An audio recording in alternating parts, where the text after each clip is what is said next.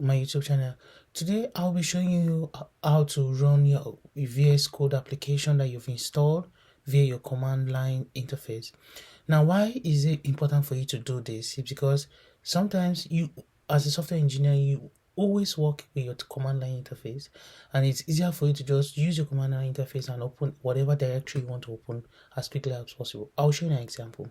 For example, I want to access a specific location in my drive and open it in my VS Code. So instead of me going to like Open VS Code and now come here and say open directory, then I will now come and be looking for the directory where I want to open.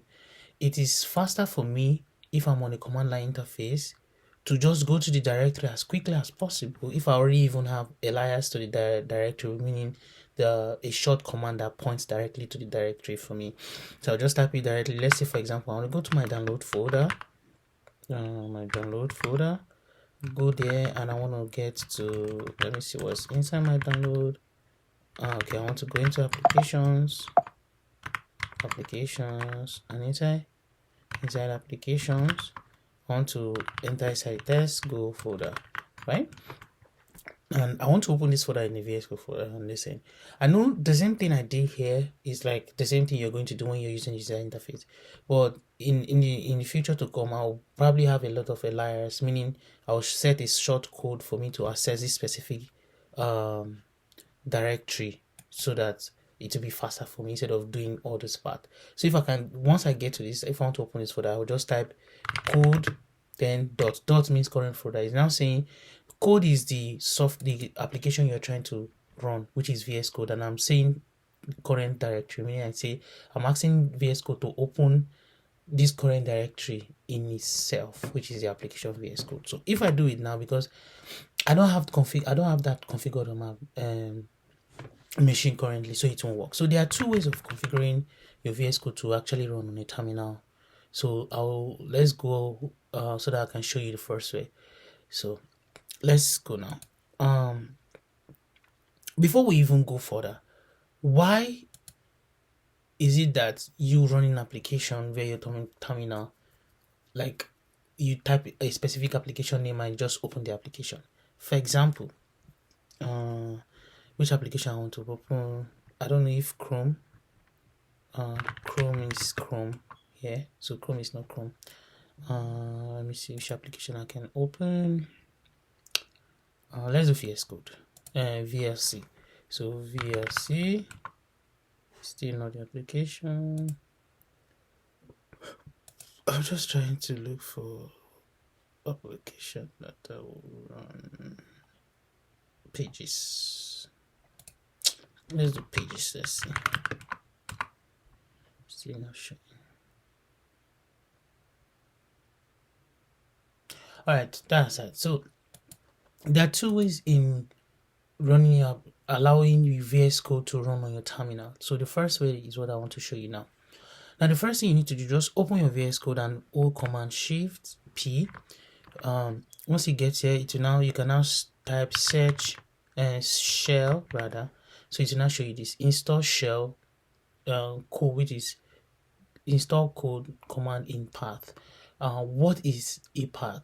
A path is an environmental variable that holds all the list of directory that contains executable files. What are the executable files? All your applications on your machines are the executable files, and these files, once it is saved, once the environment of the path holds that list of variable, anytime you run those applications on the terminal, it knows where to go and fetch the application and execute the application and show you the output, either opening the application or show you any, like if it's the command line application, it will just show you some messages that you need to see on the terminal.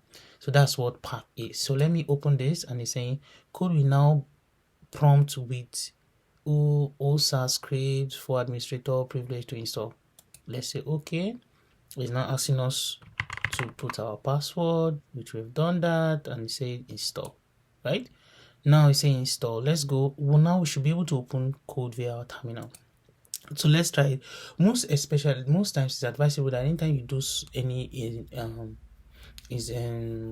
configuration that had to do with shell, it's advisable to like if your shell is already open, to close it and reopen it again. So which I just did now. So let's open it again. So now if I do code dot, I want to open this current folder in VS Code, so it should be able to pop VS Code for me. As you can see, it's already doing that, and it says VS Code would like to access files in your desktop. I'll say yes, I want it to access. Yes, I want it to access. It said, do I trust this? VS Code would like to access your reminder. Is there any point for him to really access my reminder? What does VS Code want to do with my reminder? It's tricky. This is like a new information which I've not seen, so let's click this to see why you want to access. See, some app website can use your reminder. Now I don't want any app website to use my reminder, so I say don't allow. Always read what they ask you to accept, so that you don't accept what you don't want. So yeah, I trust this folder. So that's how, as you can see now, you can be able to like open VS Code directly from your terminal. Remember when I was defining what a path variable, I was telling you that a path is an environmental variable that holds the list of all the directories that contains an executable file, right? So now, because we've run this VS Code, we have installed it in the shell command. Let me show you where that path, where the shell command actually install VS Code and like points it to in our how we added it to our environmental variable. So what I want you to do is that I want you to open the ZSH shell. ZSH shell is a shell command that gives you access to directly communicate with the operating system you are currently using.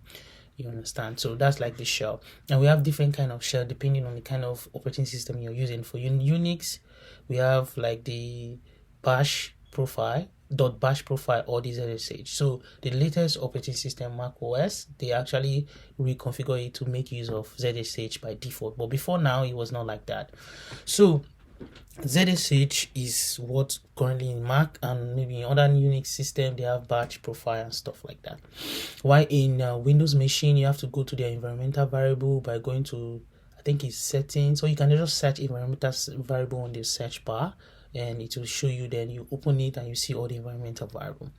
Now let's nano into the ZSH file .zshrc.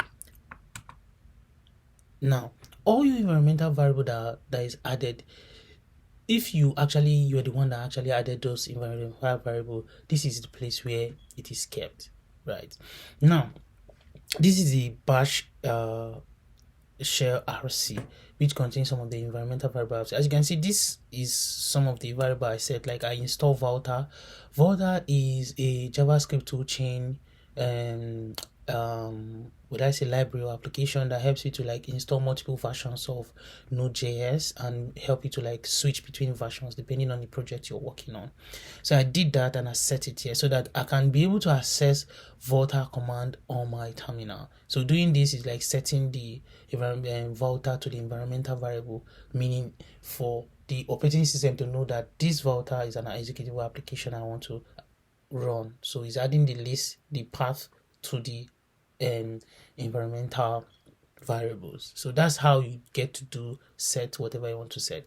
But since I've run that shell command, it has a way of setting those things for you on the system based on the system configuration. You just configure it for you to run automatically. All right, so that's that. So now we are able to like do that. But if you didn't get to do that, you can actually do that by manually adding it to your shell, your ZSH. So you just need to nano into your ZSH. So you nano into your ZSH.zshrc. You open the file, then you can now say you want to set alias to the application. Alias is like a short text or command that you want to execute to actually perform a specific task. And the task you want to perform, you actually use it to point whatever, either a file or an application. So how do you do that? You say alias first, which you're telling the terminal, the shell, that this is an alias, and I want to say, instead of saying code, because we already have code set up, let's do VSC, right? VSC, which is VS Code. Right now, I will now say it's equal to, now you now point, I will now say, okay, the operation I want to run is an open command. I want it to open the application, and I'm passing the A flag, and I'm also saying issue the application is located at this path. So application slash, this is the application name, which is Visual Studio. So since it has more than one word, is multiple word, you can use the backslash to separate them together. So this is how you do it. Then now say code.app, right? So if you do this and save, you say Control X and you say Y to save, right? And now hit enter. Now it has saved it on our terminal. Let's close this terminal and open this terminal again. Let me actually quit the terminal and open the terminal again, right? And then now remember the alias we said was VLC, right? So if we type VLC and hit dot, maybe say I'm saying you should open the current folder and hit enter, you see that it actually pops up and call our VS Code application. So this is how you set an alias. You can set it if you want to open a specific folder. You can actually set it to open a specific folder, but I want it to open a specific app, and that's the reason why I did that. So that's how you set that. These are like the two methods on how you can set up VS Code or any application you want to run via the terminal for it to automatically run if that application is not actually listed in the environmental variable the folder list for executable files or applications. So this is how you get to do it. Thank you for staying tuned. If this is your first time, don't forget to click like and subscribe so that other people who need this video will be able to see this video quickly. Thank you so much and stay tuned.